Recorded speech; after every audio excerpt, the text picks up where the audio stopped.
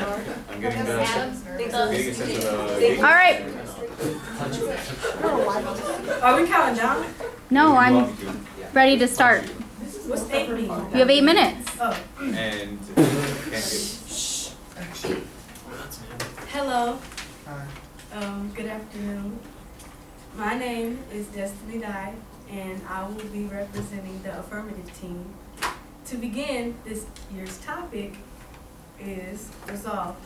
The U.S. federal government should substantially curtail its use of domestic surveillance. I like to define the first few key terms. Substantially. Curtail and domestic surveillance. 1 second.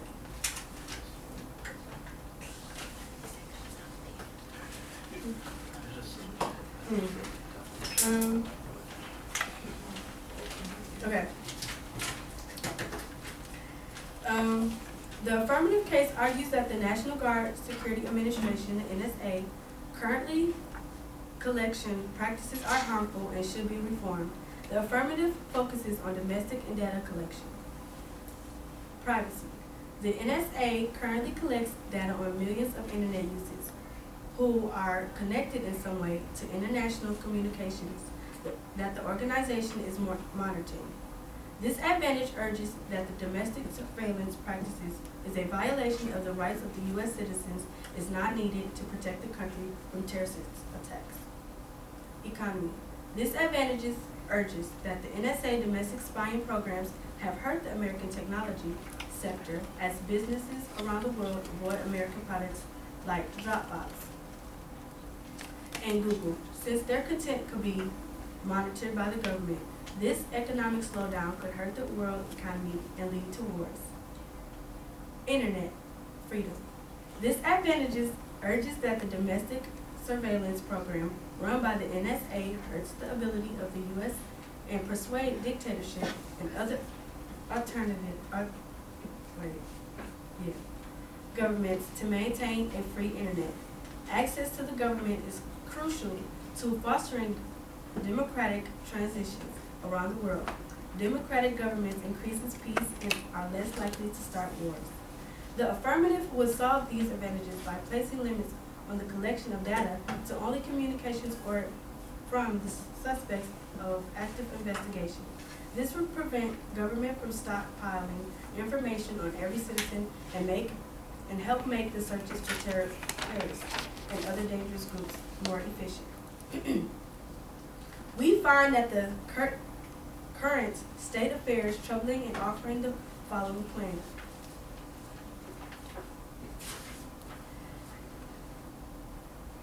The USA freedom fails to impose such limits.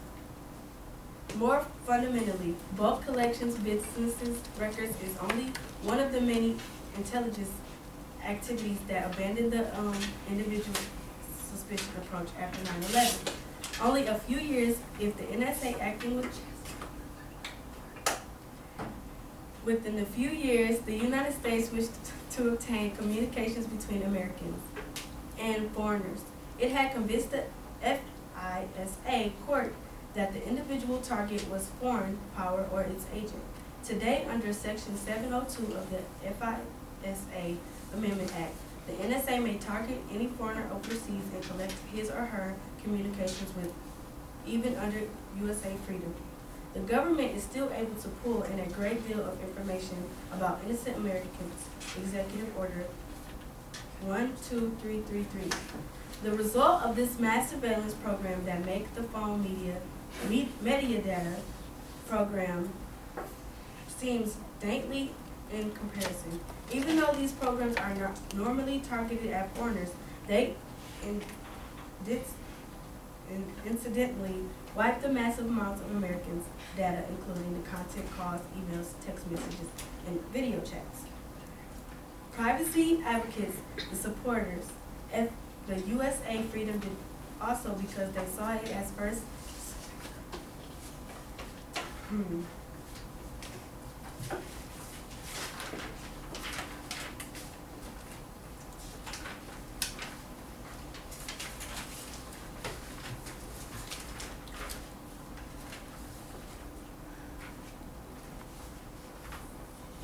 In a long battle to rein in surveillance authorities, their eyes is on the prize, a return to principles of individual suspicion as their basis for surveillance. The answer to what the USA freedom means to our liberties lies not in the text of law, but in the unwritten story of what happens next.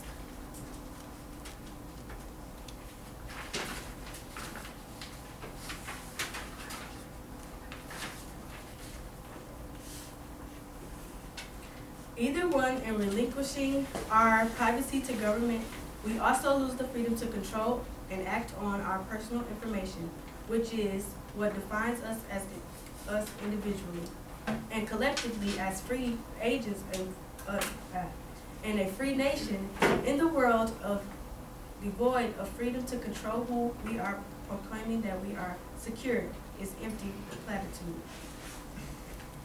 Surveillance has potentially enormous chilling effect on society. Awareness that the government may be watching chills and expensive freedoms, and the government unrestrained power to assemble data that reveal private aspects of identity and susceptible to abuse. The government may alter the relationship between the citizens and government in the way that is to democracy society. Columbia law professor Eben Moglen wrote that omnipresent invasion listening creates fear, and that fear is the enemy of reason, ordered liberty. Surveillance is a tactic of intimidation. The U.S., we already see in beginnings of this chilling effect.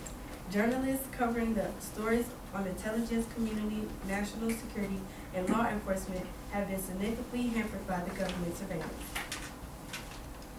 Human Rights Watch includes that the stories in the national interest that need to be reported don't get reported, and that the public is less informed as a result. Post 9/11 surveillance has caused writers to self-censor. A broader Harris poll found that nearly half of Americans change what they research about, talk about, and write about because of the NSA surveillance.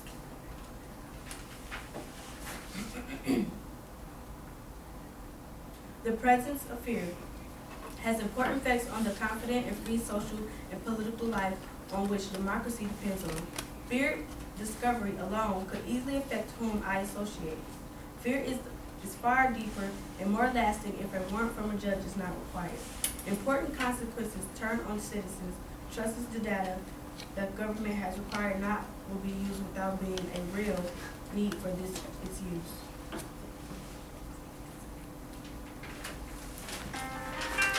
All right, that's time.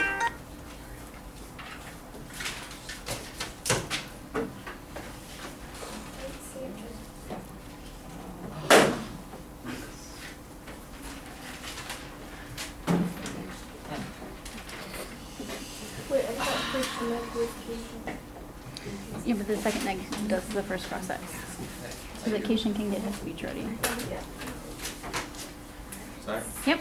Alright, so can you summarize your plan for us briefly? Of course I will. Very briefly. We find the current state of affairs troubling and offer the following plan. The United States federal government will limit the scope of its domestic surveillance under Section 702 of Foreign Intelligence Surveillance Act to communications whose sender or recipient is valid intelligence target and whose those targets pose a tangible threat or national security. Alright, so you're saying we should take away domestic surveillance, basically. Yes. So how are you supposed to stop future terrorist attacks?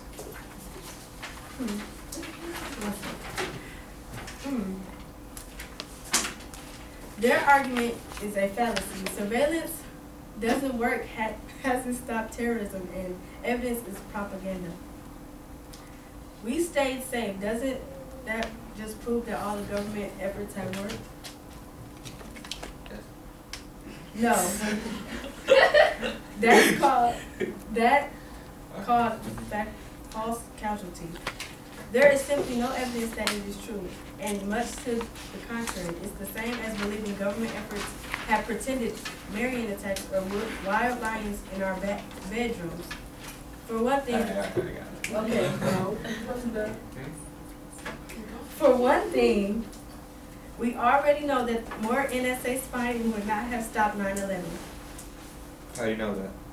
Because most of the needed information was already held by the U.S. government and was simply properly shared on act upon 9/11 was a policy failure, not a matter of too little So, snooping. Hold on. Today, however, it remains a strong justification for whatever the NSA wants to do, a way of scaring you to accept anything. Alright, we got it. So you're saying that the fact that this is significantly less since they started doing domestic surveillance is just luck or coincidence? Doesn't have to do anything with the increased surveillance?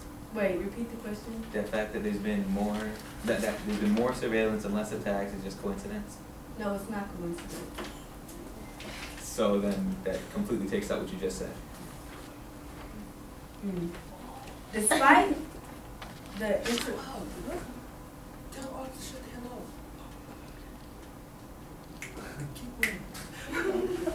Despite the intrusion of our lives and obviously violations of the Fourth Amendment, the system completely misses the Boston bombers of two of the dumbest, least sophisticated road terrorists on the planet. And maybe we should stop simply thinking about all this surveillance as a matter of stopping terrorists and start thinking about what it means to have a fantastic global surveillance. All right, time is up. Guys, okay.